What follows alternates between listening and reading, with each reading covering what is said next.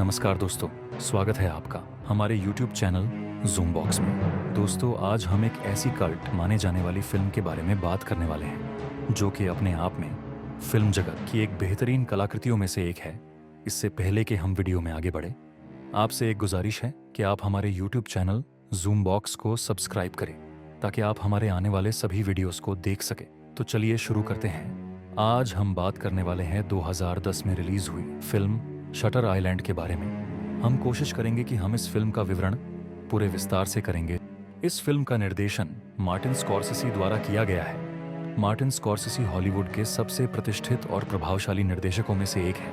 उनकी फिल्में आमतौर पर क्राइम, साइकोलॉजिकल थ्रिलर और हिस्टोरिकल विषयों पर आधारित होती हैं। इस फिल्म की पटकथा यानी स्क्रीन प्ले लेटा कैलोग्रिडिस द्वारा लिखी गई है। यह फिल्म 2003 में प्रकाशित हुए एक उपन्यास शटर आइलैंड पर आधारित है, जिसे डेनिस लेहन द्वारा लिखा गया है। इस फिल्म के मुख्य कलाकार कुछ इस तरह हैं। लियोनार्डो डिकैप्रियो टेडी डेनियल्स के भूमिका में, जो कि फिल्म का प्रमुख पात्र है। मार्क रफालो चक ऑल, जो टेडी डेनियल्स के सहकारी की भूमिका में है। Ben Kingsley doctor Cawley, Michelle Williams, Dolores Chanal, Max von Sydow, doctor Naehring, Emily Mortimer और पेट्रिसिया क्लार्कसन दोनों ही रेचेल सोलांडो के भूमिका में दिखाई देती है। आइए इस फिल्म की विरासत और प्रभाव पर बात करते हैं। शटर आइलैंड को सबसे चर्चित मनोवैज्ञानिक थ्रिलर फिल्मों में गिना जाता है। इसकी ट्विस्ट एंडिंग को लेकर आज भी चर्चा होती है। यह फिल्म वास्तविकता की धारणाओं को चुनौती देती है और कई व्याख्याओं के लिए जगह छोड़ती है। वर्षों बाद यह फिल्म एक कल्ट क्लासिक बन गई, जिसे लोग बार बार देखना पसंद करते हैं। दोस्तों, शटर आइलैंड का रहस्य समझने के लिए हमें उसके अंत को समझना होगा। इसीलिए हम उसके अंत का अर्थ और व्याख्या समझने की कोशिश करते हैं। शटर आइलैंड का अंत आज भी दर्शकों और समीक्षकों के बीच चर्चा का विषय बना हुआ है, भले ही इस फिल्म को रिलीज हुए एक दशक से अधिक हो चुका हो। इस फिल्म में लियोनार्डो डिकैप्रियो ने एडवर्ड डेनियल्स उर्फ टेडी डेनियल्स की भूमिका निभाई है, जो एक पूर्व अमेरिकी मार्शल है और वो एक अस्पताल से लापता मानसिक रोगी, जिसका नाम रेचल सोलांडो है, उसकी गुमशुदगी की जांच कर रहा है। हालांकि शटर आइलैंड के अंत से यह संकेत मिलता है कि टेडी वास्तव में खुद एक दिमागी मरीज है, जिसका नाम एंड्रयू लेडिस है, और वो खुद को आज भी यूएस मार्शल एडवर्ड डेनियल्स उर्फ टेडी डेनियल्स समझता है। टेडी डेनियल्स की यूएस मार्शल के तौर पर की जाने वाली जांच एंड्रयू लेडिस को वास्तविकता में वापस लाने की प्रक्रिया है, जिसे डॉक्टरों द्वारा डिजाइन किया गया है।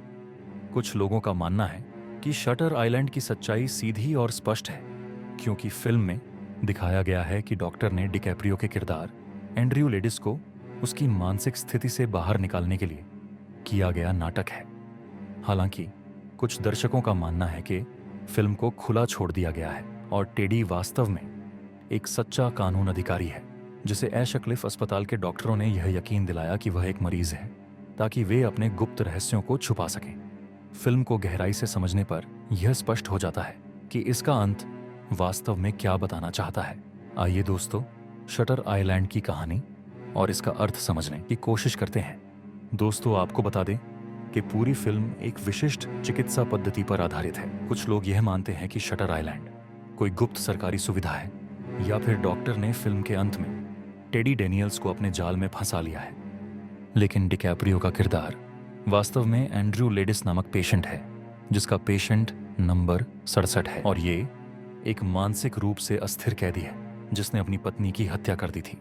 डॉक्टर उसे ठीक करने की कोशिश कर रहे हैं, जिसके लिए वे एक अलग तरीके अपनाते हैं। डॉक्टर कॉली, जिनकी भूमिका सर बेन किंग्सले ने निभाई है, और उसके साथी चक, जिनकी भूमिका मार्क रफालो ने निभाई है, ये दोनों टेडी के इलाज के चलते और उसकी मानसिक स्थिति को समझते हुए एक निर्णय लेते हैं।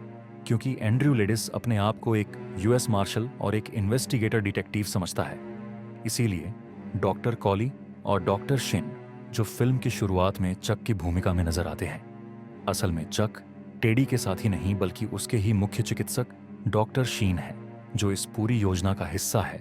ये दोनों यानी डॉक्टर कॉली और डॉक्टर शीन एंड्रयू लेडिस पर एक भूमिका आधारित चिकित्सा तकनीक का उपयोग करते हैं। इस प्रयोग का उद्देश्य यह साबित करना था कि एंड्रयू लेडिस अपनी काल्पनिक पहचान टेडी डेनियल्स से बाहर निकलकर अपनी असली पहचान को स्वीकार कर सकता है या नहीं। उसकी पत्नी डोलोरेस ने अपने ही बच्चों की पानी में डुबोकर हत्या कर दी थी। डोलोरेस की इस करतूत पर गुस्साए एंड्रयू लेडिस ने गुस्से में आकर अपनी पत्नी डोलोरेस की हत्या कर दी। एंड्रू लेडिस को इस बात का गहरा अपराध बोध था, क्योंकि वह जानता था कि उसकी पत्नी डोलोरेस मानसिक रूप से अस्थिर थी, लेकिन उसने समय रहते डोलोरेस की समस्या को गंभीरता से नहीं लिया, जिसके कारण यह हत्या की घटना हुई। एंड्रू लेडिस वक्त रहते अपनी पत्नी डोलोरेस की मानसिक बीमारी पर ध्यान देता, उसका इलाज कराता, तो आज ये सब कुछ ना होता। दोस्तों, आइए समझते हैं फिल्म में दिखाया गया जॉर्ज नॉयस कौन है, क्या वो वास्तविक है। दोस्तों, फिल्म में दिखाए गए जॉर्ज नॉयस के किरदार पर दर्शकों में काफी असमंजस है। आइए जानते हैं जॉर्ज नॉयस कौन है, क्या वो वास्तविक है। दोस्तों, आपको बता दें कि जॉर्ज नॉयस की भूमिका जैकी अर्ल हेली ने निभाई है। जॉर्ज नॉयस ये एश क्लिफ अस्पताल का एक और मरीज है, जो कि टेडी यानी एंड्रयू को पहले से जानता था। जॉर्ज नॉयस शटर आइलैंड के रहस्य को उजागर करने में एक महत्वपूर्ण भूमिका निभाता है। हालांकि एंड्रयू अपनी मानसिक स्थिति के कारण जॉर्ज की बातों को गलत तरीके से समझ लेता है और जॉर्ज को एक षड्यंत्र का हिस्सा मानने लगता है। दोस्तों, हकीकत ये है कि जॉर्ज नॉयस वास्तविक व्यक्ति है, लेकिन टेडी की खुद की कहानी वास्तविकता से परे है। एंड्रयू जॉर्ज को एक साधारण कॉलेज छात्र समझता है, जो सरकार द्वारा मानसिक प्रयोगों का शिकार बना, लेकिन वास्तव में जॉर्ज नॉयस पहले से ही एक मरीज था और वो टेडी को उसके वास्तविक नाम से यानी एंड्रयू लेडिस के नाम से बुलाता था, जिससे टेडी को गुस्सा आ जाता था और टेडी यानी खुद एंड्रयू लेडिस ने जॉर्ज नॉयस को बेरहमी से पीट दिया था। दोस्तों, आइए जानने की कोशिश करते हैं शटर आइलैंड का अंतिम दृश्य और एंड्रयू का अंतिम निर्णय। फिल्म के अंतिम दृश्य में जब डॉक्टर टेडी डेनियल्स को यह साबित करने की कोशिश करते हैं कि वो टेडी डेनियल्स ना होकर खुद एंड्रयू लेडिस है, तो एंड्रयू लेडिस कुछ देर के लिए अपनी पहचान स्वीकार कर लेता है, लेकिन बाद में वो फिर से अपने टेडी डेनियल्स के व्यक्तित्व में लौट जाता है। फिल्म के अंतिम दृश्य में एंड्रयू डॉक्टर शीन से पूछता है, इससे बदतर क्या होगा, एक दरिंदे की तरह जीना या भले आदमी की तरह मर जाना। इस संवाद से यह स्पष्ट हो जाता है कि एंड्रयू ने अपनी सच्चाई स्वीकार कर ली थी, लेकिन वह इस दर्दनाक सच के साथ जी नहीं सकता था। उसने जानबूझकर दोबारा टेडी डेनियल्स बनने का नाटक किया ताकि डॉक्टरों को उसे लोबोटॉमी यानी दिमागी सर्जरी देने का बहाना मिल जाए और वो इस दुखद वास्तविकता को हमेशा के लिए भुला सके। दोस्तों, लोबोटॉमी एक दिमागी सर्जरी थी जिसमें मानसिक रोगों के इलाज के लिए मस्तिष्क के कुछ हिस्सों को नुकसान पहुंचाया जाता था। टेडी शायद अपनी दर्दनाक यादों से बचने के लिए इसे चुनता है। दोस्तों, आपको बता दें, इस सर्जरी के साइड इफेक्ट्स के चलते अब इसे सरकार द्वारा बंद कर दिया गया है। फिल्म के यह कुछ खास सीन जिनसे आपको फिल्म समझने में आसानी होगी। फिल्म का पहला सीन जिसमें डिटेक्टिव टेडी डेनियल्स बहुत परेशान और उल्टियां करते नजर आता है। ये सीन डिटेक्टिव टेडी डेनियल्स यानी एंड्रयू लेडिस को पानी से परेशानी होने का हिंट है, और ऐसा इसीलिए है क्योंकि डोलोरेस यानी एंड्रयू लेडिस की पत्नी, जो कि मानसिक रूप से बीमार है, उसने अपने ही बच्चों की पानी में डुबोकर हत्या कर दी। इसीलिए टेडी को पानी से दिक्कत होते हुए दिखाया गया है। टेडी के चारों ओर पानी और उसकी परेशानी का एक ही सबब है कि निर्देशक और लेखक एंड्रयू लेडिस उर्फ टेडी डेनियल्स को पानी को लेकर उसकी परेशानी को सिंबॉलिक रूप में दर्शाना चाहते थे, और ऑडियंस के लिए यह एक सिंबॉलिक हिंट है, और निर्देशक मार्टिन स्कोर्सेसी इसमें काफी हद तक सफल होते हुए दिखाई देते हैं। इस सीन में जहां डिटेक्टिव टेडी डेनियल्स दीवार पर लगी पेंटिंग्स की ओर ध्यान से देखता है, तब डॉक्टर कॉली डिटेक्टिव टेडी को इन पेंटिंग्स का सच बताते हैं। कैसे पहले मानसिक रोगों के मरीजों के साथ गलत व्यवहार किया जाता था और उन्हें उनकी ही गंदगी में छोड़ दिया जाता था। हम इन मरीजों का इलाज बहुत ही समझबूझकर और आसान तरीके से करते हैं ताकि इन मरीजों की जिंदगी थोड़ी और बेहतर हो जाए। ये बात सुनकर डिटेक्टिव टेडी डेनियल्स को गुस्सा आता है और वो डॉक्टर कॉली से पूछता है, ये सब के सब हिंसक अपराधी हैं, है ना? लोगों को नुकसान पहुंचाए, उनकी बेदर्दी से हत्याएं की। तकरीबन सभी केसेस में हाँ।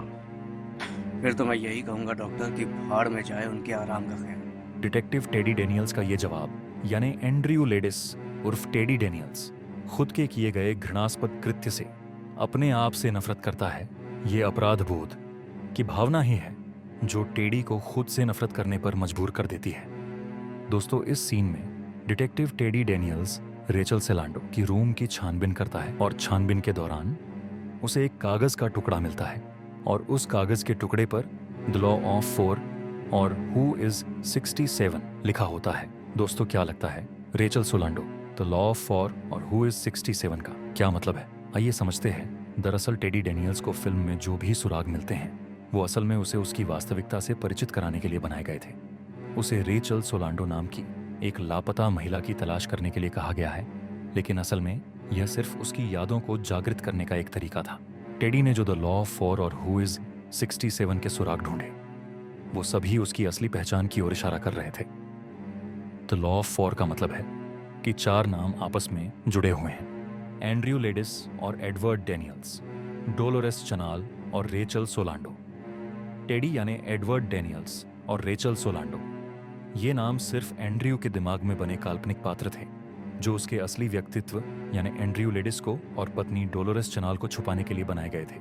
और पेशेंट 67 मतलब वो यानी एंड्रयू लेडिस उर्फ टेडी डेनियल्स खुद पेशेंट नंबर 67 है। दोस्तों, फिल्म के इस सीन को देखिए। फिल्म का यह सीन काफी दिलचस्प है जिसमें टेडी डेनियल्स अपने साथी चक के साथ मिलकर अस्पताल के रोगियों से पूछताछ करते हैं, जहां टेडी पहले तो मिस्टर ब्रीन्ज नामक रोगी से बातचीत करता है जो कि काफी विचित्र तरीके से बात करते हुए पिता की नर्स के बारे में जिक्र करता है जिस पर उसने हमला कर उसका चेहरा खराब कर दिया था।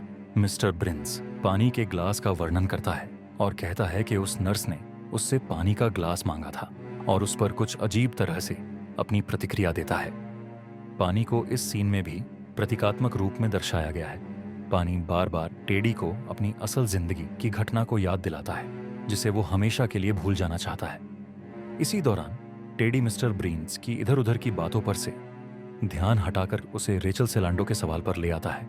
तब मिस्टर ब्रीन्स जवाब देता है, आपको पता है उसने अपने ही बच्चों को डुबा दिया। उसने अपने बच्चों को डुबा दिया। मिस्टर ब्रीन्स इस बात पर जोर देते हुए आगे रेचल सोलांडो के बारे में काफी कुछ उल्टा सीधा कहता है। इसी बीच डिटेक्टिव टेडी डेनियल्स बहुत परेशान होता हुआ दिखाई देता है। इसका कारण ये सभी कहानियां उसके अतीत से जुड़ी हुई उसकी खुद की हकीकत है जिसे टेडी भुला देना चाहता है। डिटेक्टिव टेडी की परेशानी गुस्से में बदल जाती है क्योंकि वो अब पूरी तरह से अपने अतीत में पहुंच चुका है और इसी गुस्से में वो आपे से बाहर होकर मिस्टर ब्रीन से पूछता है, तुम एंड्रयू लेडिस नाम के मरीज को जानते हो? जानते हो? नहीं। अब तक फिल्म में एंड्रयू लेडिस का जिक्र किसी ने नहीं किया था, ना उसके बारे में टेडी को कोई सुराग मिला।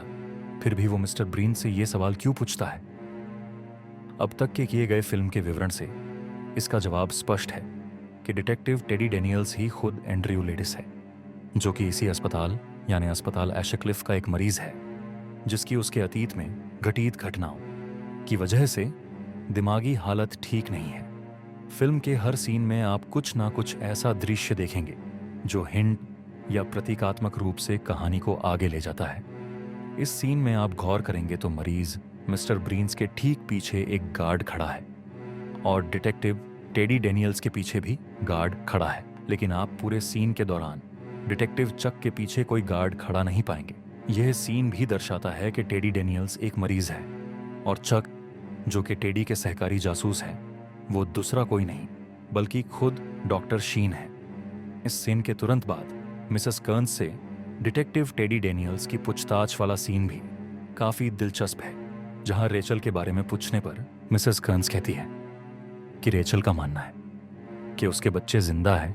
वो सोचती है कि वो अभी भी बर्कशायर में रहती है और हम सब उसके पड़ोसी हैं। वो milkman, postman, delivery man. Teddy delivery man का जिक्र काफी आसानी से करता है, जैसे वो रेचल को काफी पहले से जानता हो।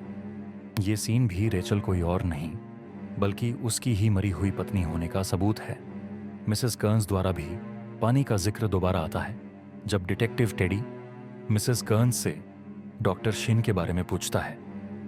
दोस्तों, ये सीन एक बार गौर से जरूर देखिएगा क्योंकि इसमें पानी पीते वक्त मिसेस कर्न्स के हाथ में कोई गिलास नहीं है, पर पानी पीने के बाद मिसेस कर्न्स को गिलास टेबल पर रखते हुए दिखाया गया है।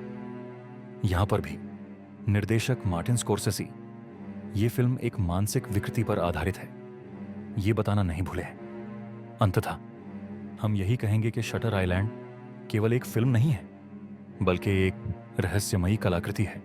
शटर आइलैंड को आप केवल एक साइकोलॉजिकल थ्रिलर के रूप में ना देखें, बल्कि यह मानसिक स्वास्थ्य, अपराध बोध और स्वीकृति की जटिल परतों को दर्शाने वाली एक अद्भुत फिल्म है।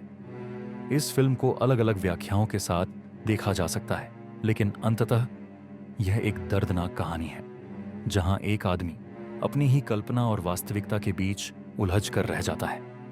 क्या आपको लगता है कि एंड्रयू को वास्तव में ठीक किया जा सकता था, या उसने जानबूझकर खुद को भुलाने का फैसला किया? अपनी राय कमेंट में लिखना ना भूले और आपके सुझाव हमारे लिए प्रेरणा का काम करेंगे।